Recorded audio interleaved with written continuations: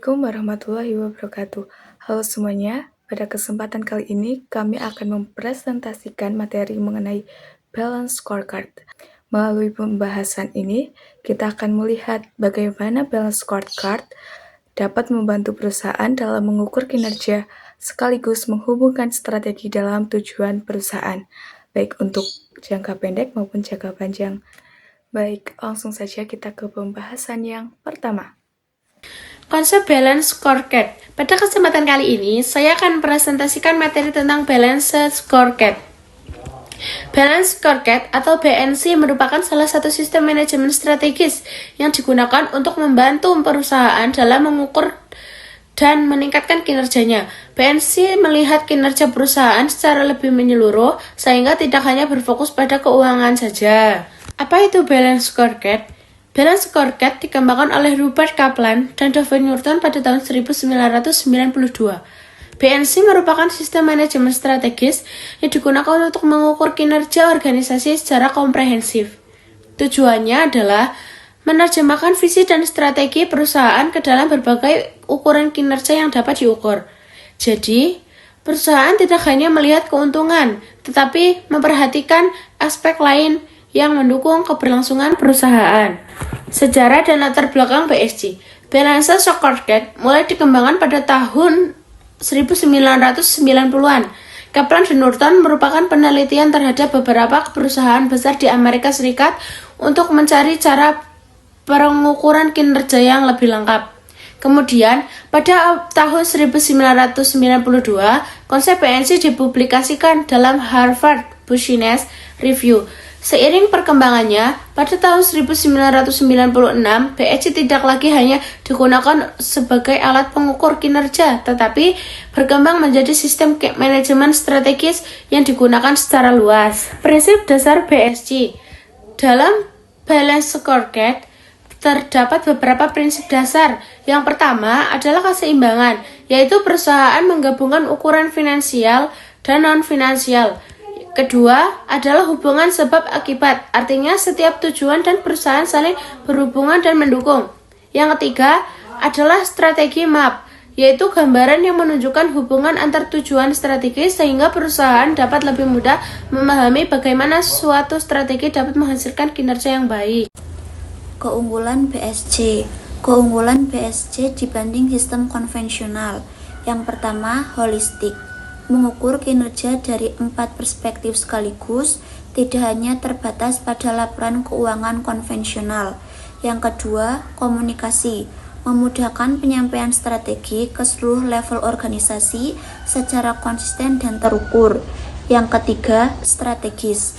Menghubungkan aktivitas operasional harian dengan tujuan jangka panjang perusahaan secara langsung. Yang keempat, adaptif. Dapat diterapkan di berbagai jenis organisasi, manufaktur, jasa, nirlaba, hingga pemerintahan. Manfaat implementasi BSC. Yang pertama, keselarasan organisasi. Meningkatkan keselarasan antara target individu, divisi, dan tujuan korporat secara menyeluruh. Yang kedua, pembelajaran organisasi. Mendorong pembelajaran organisasi melalui umpan baik strategis yang berkelanjutan. Yang ketiga, identifikasi KPI. Membantu manajemen mengidentifikasi indikator, kerja utama, atau KPI yang paling relevan bagi strategi. Yang keempat, orientasi jangka panjang. Mengurangi ketergantungan pada ukuran keuangan jangka pendek yang berpotensi menyesatkan pengambilan keputusan.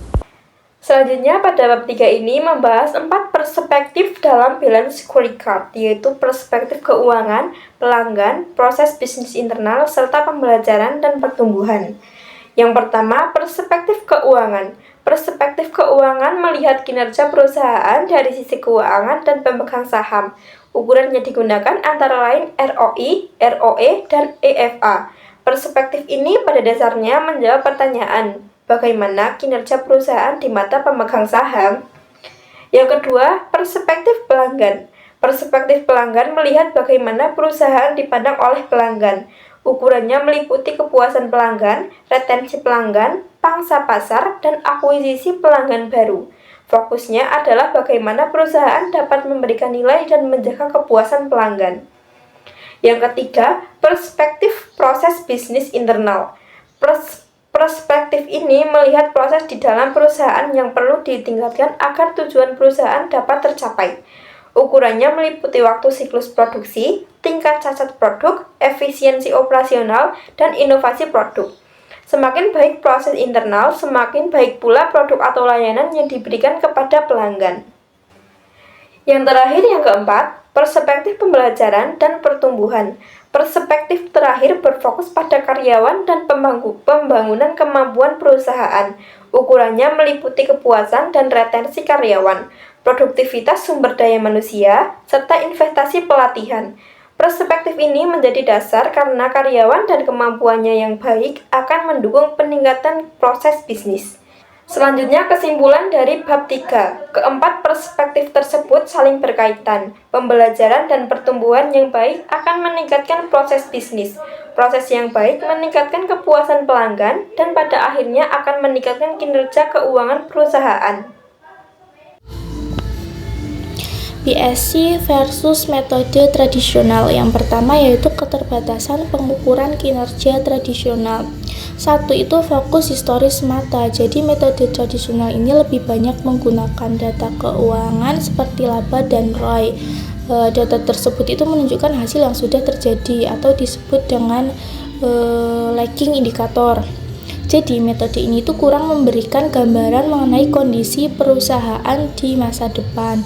Yang kedua yaitu mengabaikan aset tak berwujud. Metode tradisional ini kurang memperhatikan hal-hal seperti kemampuan SDM, loyalitas pelanggan, inovasi, dan kompetensi karyawan. Padahal faktor-faktor tersebut itu sangat penting untuk mendukung pertumbuhan perusahaan dalam jangka panjang. Yang ketiga itu mendorong perilaku jangka pendek. Jadi fokus yang terlalu besar pada hasil keuangan dapat membuat perusahaan ini mengejar keuntungan jangka pendek. Misalnya perusahaan ini mengurangi pelatihan karyawan untuk menghemat biaya, padahal hal tersebut itu dapat menghambat perkembangan perusahaan di masa depan. Kemudian perbandingan BSC dengan metode tradisional. Pada fokus pengukuran, metode tradisional itu hanya berfokus pada keuangan, sedangkan BSC ini menggabungkan keuangan dan non-keuangan. Kemudian pada orientasi waktu, metode tradisional ini lebih melihat masa lalu, sedangkan BSC ini melihat masa lalu sekaligus juga dengan masa depan.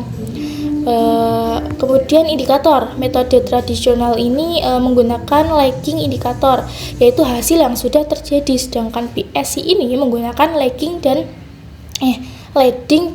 lagging indikator, sehingga itu dapat melihat hasil sekaligus faktor yang mempengaruhinya.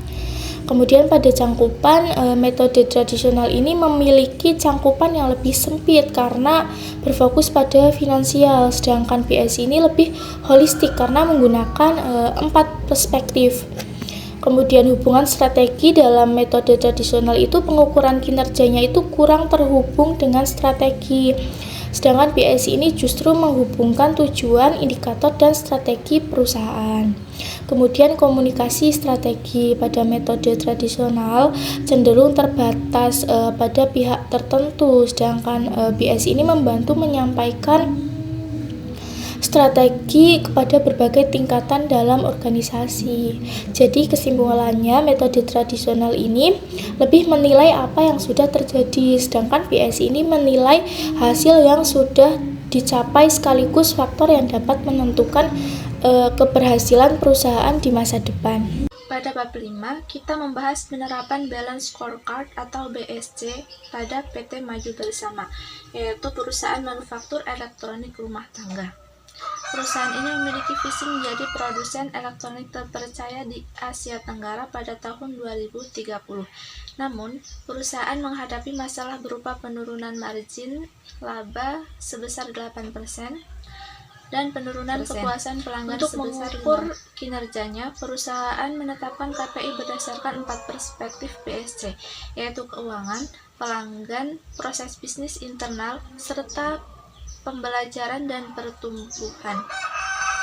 Contohnya, target ROI minimal 18%, kepuasan pelanggan 85%, tingkat cacat produk maksimal 2%, dan pelatihan karyawan minimal 40 jam per tahun.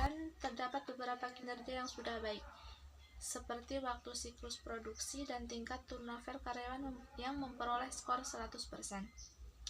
Namun, masih ada yang perlu diperbaiki, terutama defect rate dengan skor 80% dan ROI dengan skor 88,9%.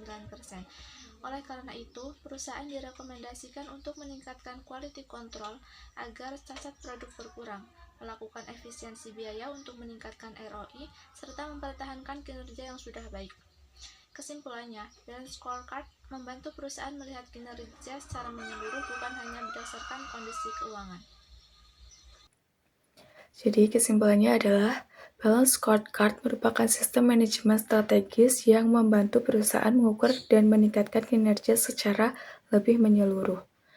BSC tidak hanya berfokus pada hasil keuangan, tetapi juga memperhatikan aspek pelanggan, proses bisnis internal, serta pembelajaran dan pertumbuhan.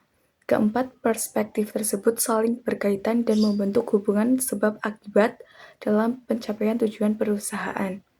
Dibandingkan dengan metode pengukuran kinerja tradisional yang lebih banyak melihat hasil keuangan masa lalu, balance scorecard memiliki cakupan yang lebih luas karena mempertimbangkan faktor keuangan dan non-keuangan, termasuk kepuasan pelanggan, kualitas proses, kompetensi karyawan, dan inovasi. Dengan demikian, BSC dapat membantu perusahaan menghubungkan kegiatan operasional dengan strategi dan tujuan jangka panjang.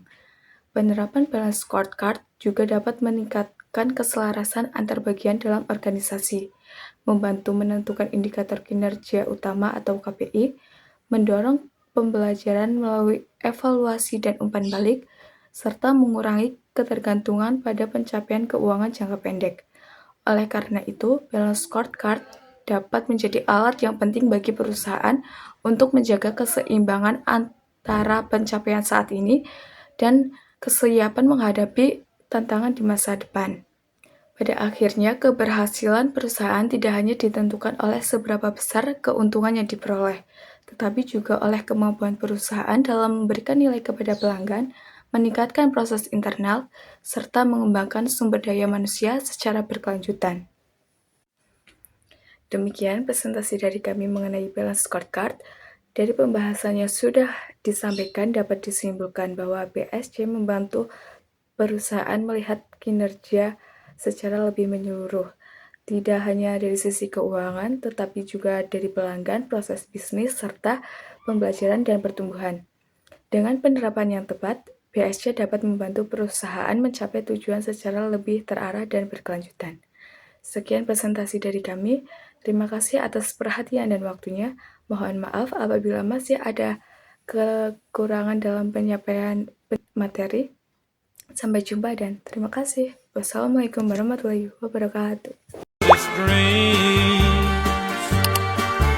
Like cherry blossoms blooming in the mountain in the early spring.